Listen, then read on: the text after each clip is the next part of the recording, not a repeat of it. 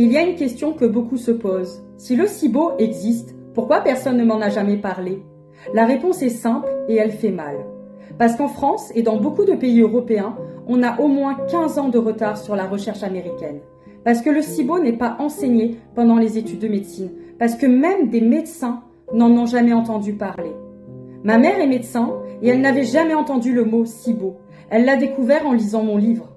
Et pourtant, il existe des milliers d'études scientifiques sur le SIBO et il existe des dizaines d'études scientifiques majeures qui montrent le lien entre le syndrome de l'intestin irritable et le SIBO. Depuis la fin des années 90 et surtout depuis les années 2000, aux États-Unis.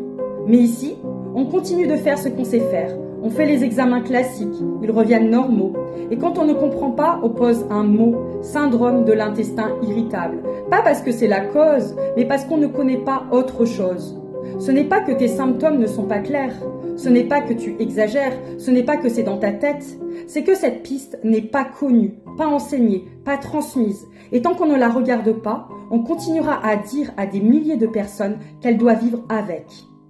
Dans mon livre « Et si c'était un SIBO », je montre pourquoi pendant des années, on t'a dit que tu devais vivre avec, alors que personne n'avait simplement regardé au bon endroit. Parce que ce n'est pas ton corps qui a échoué, c'est l'information qui est arrivée trop tard.